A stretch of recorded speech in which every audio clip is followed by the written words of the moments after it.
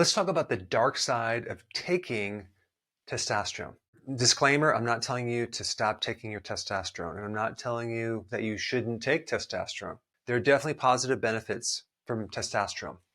Increasing your libido, increasing your energy, your state of well-being, muscle strength. What about the negatives? What things should you be aware of? We have the hypothalamus in our brain that communicates with the pituitary that then sends signals down to the testicle that makes testosterone. Once you have enough testosterone, the testosterone kind of signals back to turn off that pituitary and hypothalamus so we don't keep having more and more of these hormones. When you start taking testosterone, you're basically sending signals to these other glands in your brain to tell it to turn off. And so your testicles don't have to make any more testosterone.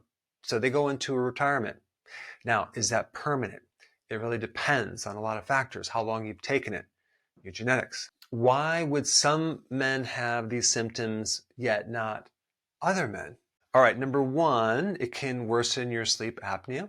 Number two, it can affect your mood. You can get moody, cause acne, create dizziness. It can also potentially cause a heart attack, decrease fertility, not that most older men want another child, and also thicker blood. And I think the biggest side effect is testicular atrophy. It means that the testicles now get smaller and smaller and smaller. It can cause a loss of erections. So when you take testosterone for a long period of time, you can develop a problem in the receptors for testosterone where it doesn't work as well anymore.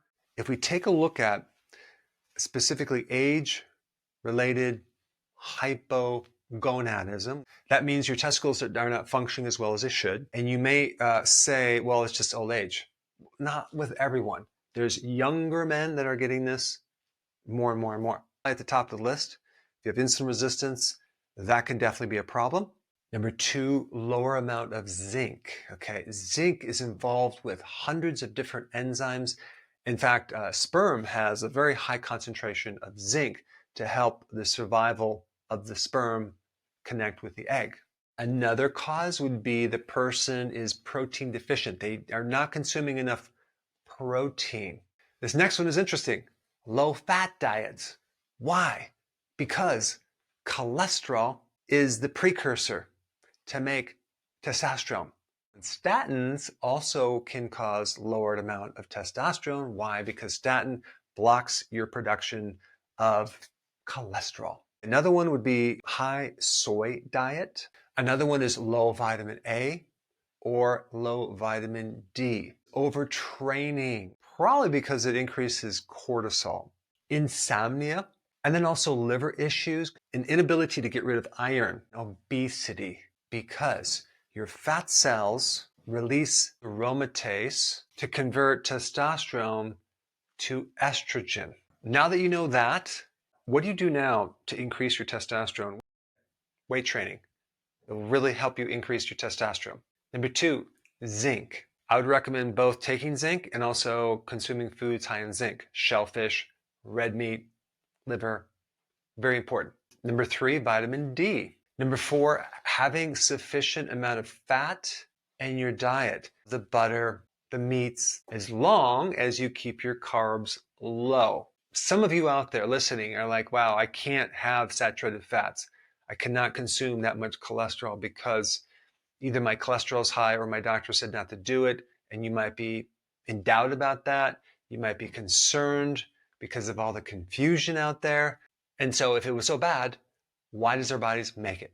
DHEA might be a good supplement for you to help substantiate or fortify your adrenals so that your adrenals can get some relief and make some more hormones so you have some extra raw material for making testosterone. The other really important thing is getting enough REM sleep. So the non-REM sleep is like the deep delta wave sleep, and then the higher waves are the REM sleep. It's the rapid eye movement. And if you're losing more REM sleep, you won't have the level of testosterone. So this is why sleep is really important for your testosterone as well. We have videos on all sorts of things to help you sleep, and I will put a very specific recent video I did down below in the description. Next one is just losing weight in general. Why? Because when you have less fat cells, you have less aromatase, that enzyme that is converting your testosterone to estrogen. If you're just starting out, kind of a big person, over time, when you lose weight, you will have more and more testosterone. And so if you want to know how to lose weight, I'll put that link down below as well. And the next one is kind of just optimizing your blood sugars, getting rid of this insulin resistance. And that's done with the ketogenic diet, as well as doing intermittent fasting.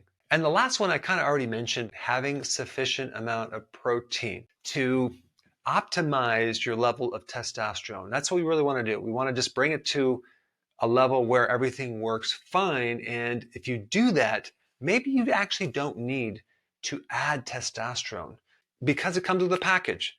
Thanks for watching. And I think the best video to watch next is this one on cholesterol. Very important. It's about LDL, and you should know this data. I put it up right here. Check it out.